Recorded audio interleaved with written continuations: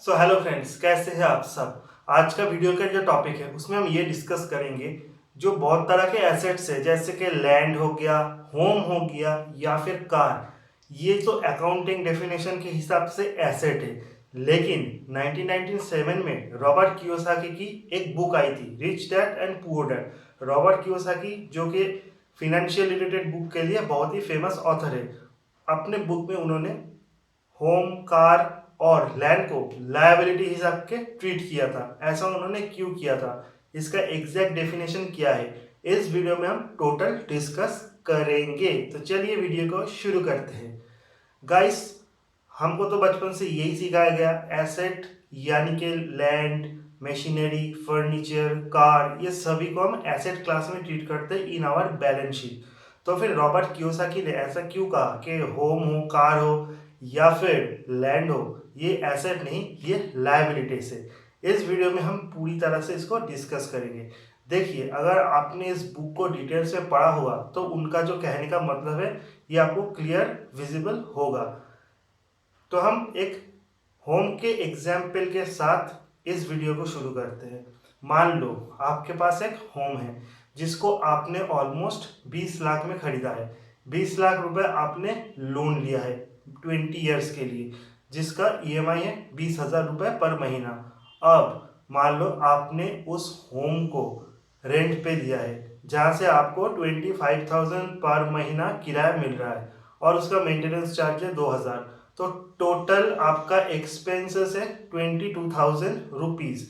22,000 rupees में 2,000 for monthly expenses and 20,000 rupees for your EMI. अब आपको उससे 25,000 का जो रेंट मिल रहा है, यानी कि 2,000 आपका प्रॉफिट है। इन this aspect Robert Kiyosaki said, Robert Kiyosaki ने क्या कहा, कोई भी चीज जो आपके पॉकेट में इनकम ला रही है, आपके पॉकेट में मनी का इनफ्लो हो रहा है, वो एसेट है। तो इस एस्पेक्ट से होम आपके लिए एक एसेट हो गया। लेकिन मान लो अगर किसी ने लोन नहीं लिया, उस पर्सन ने 20 लाख रुपए अपनी जेब से देके एक बाइक को, एक होम को बाई किया, उसके बाद उसने उसको रेंट पे नहीं दिया, बल्कि वो खुद रहता है, लेकिन खुद रहने के बावजूद उसको पर महीना 2,000 रुपये फॉर मेंटेनेंस एंड रिपेयर खर्च करना पड़ रहा है। इस हिसाब से उसका जो 2,000 रुपये है वो आउटफ्लो फ्रॉम पॉकेट है, यानी कि कैश का आउटफ्लो हो रहा है। तो according to Robert Kiyosaki, in this aspect वो घर उसके लिए एसेट नहीं बल्कि लायबिलिटी है। इसी तरह से हम आगे जाके कार हो, लैंड हो, इसका एग्जाम्पल भी लेंगे। अब हम कुछ डेफिनेशन को जान लेते हैं कि अकाउंटिंग डेफिनेशन क्या है और रॉबर्ट कियोसाकी ने क्या कहा है। सो नाउ हम अकाउंटिंग डेफिनेशन को भी जान लेते हैं। According to accounting definition, a resources with economical value that an individual or corporate or country control or owns with the expectation that will provide a future benefit। तो according to the accounting definition, जिसका एक economical value है और जो एक future benefit के हिसाब से कोई खरीदता है, उसे हम एसेट कहेंगे। इसको और थोड़ा डिटेल्स में जान लेते हैं। मान लो आपने घर खरीदा है, लेकिन उस घर को आप ओन करते हो और आप उस घर में रहते हो। अब उससे तो आपका कोई कैश इनफ्लो नहीं हो रहा, क्योंकि आपको उसका कोई रेंट नहीं मिल रहा, उल्टा आप ईएमआई पे कर रहे हो। या फिर अगर आपने एक टाइम उसका बाय किया है तो एक टाइम से आपके जेब से उस मनी का आउटफ्लो हुआ है। लेकिन जब आप एक घर पे रहते हो तो आपको उससे कंफर्ट मिलता है, सिक्योरिटी मिलता है, सेफ्टी मिलता है और आप टेंशन फ्री होके रह सकते हो। आपको ये टेंशन नहीं है कि कल को मेरे को और घर देखना पड़ेगा, उसके लिए मुझे रेंट भरना पड़ेगा, ये सब प्रॉब्लम आपको नहीं होता। और इसका सीधा असर आपके प्रोडक्टिविटी पे पड़ता है, आपका वर्क एफिशिएंसी बढ़ता है। तो according to the accounting definition, इस हिसाब से घर आपके लिए एक एसेट है, क्योंकि कोई भी इकोनॉमिकल वैल्यू को यहाँ पे इंपॉर्टेंस दिया गया है। तो ये सारी चीज इकोनॉमिकल वैल्यू है। एक घर पे जब आप रहते हो, इससे आपका प्रोडक्टिविटी बढ़ता है, इसका मतलब है इकोनॉमिकल वैल्यू भी बढ़ता है। और एक टाइम अगर आप घर को सेल भी करोगे तो उसके लिए भी आपको बहुत ज़्यादा अमाउंट मिल सकता है। ये डिपेंड करता है किस टाइम आप घर को सेल कर रहे हो, किस पोजीशन पे आपने घर लिया है। हालांकि एवरी मंथ आपको मेंटेनेंस फी तो देना पड़ेगा। तो according to the accounting definition ये आपके लिए फिर भी एसेट है, but according to the book Rich Dad and Poor Dad ये आपके लिए एक लायबिलिटी है, क्योंकि यहाँ से आपका डायरेक्टली कैश इनफ्लो नहीं हो रहा। उसी तरह से मान लो आपके पास एक कार है और कार का आप खुद इस्तेमाल कर रहे हो, तो according to the accounting definition ये आपके लिए एक एसेट है। क्यों एसेट है? क्योंकि कार का यूज़ करके आप एक जगह से दूसरी जगह जा सकते हो और इसी के साथ साथ आप कंफर्टेबली ट्रैवल भी कर सकते हो। इससे आपका जो प्रोडक्टिविटी है वो इंक्रीज होता है और इन फ्यूचर अगर आप कार को सेल भी करोगे तो उससे भी आपको एक बेनिफिट मिलेगा। तो according to that it's a asset.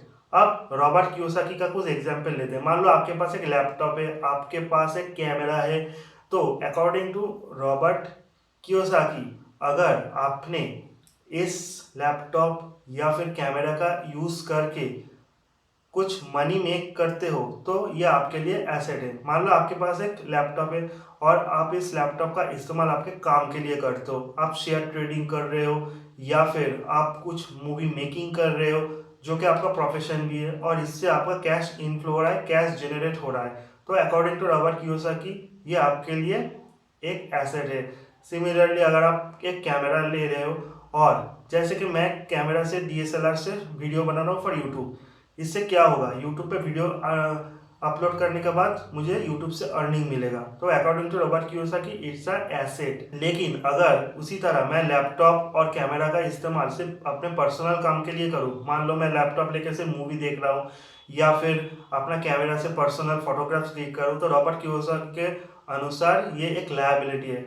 वहीं पे अकाउंटिंग डेफिनेशन की बात करें तो अगर मैं मूवी देख रहा हूँ या फिर मेरे पास एक स्मार्टफोन है जिससे मैं चैट कर रहा हूँ, जिससे इस्तेमाल करके मैं सोशल नेटवर्किंग कर रहा हूँ, तो उसका भी एक इकोनॉमिकल वैल्यू निकल के आता है। तो according to the accounting definition ये मेरे लिए एसेट है।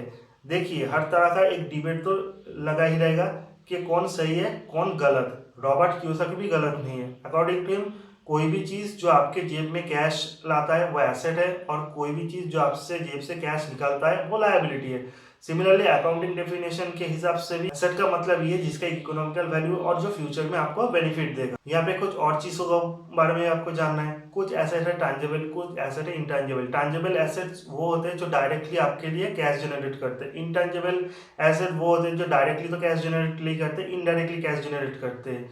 तो ये सारी चीज़ों का आपको ध्यान रखना पड़ेगा। तो अगर आप एक घर और एक कार खरीद रहे हो तो इकोनॉमिकल वैल्यू के साथ साथ कितना कैश इनफ्लो आपको हो रहा है ये भी बहुत इंपॉर्टेंट है। तो according to the financial value Robert Kiyosaki की डेफिनेशन हमारे लिए बहुत ही यूजफुल है, क्योंकि जब हम किसी एसेट से कैश जनरेट कर रहे हैं वही हमारे लिए एसेट है।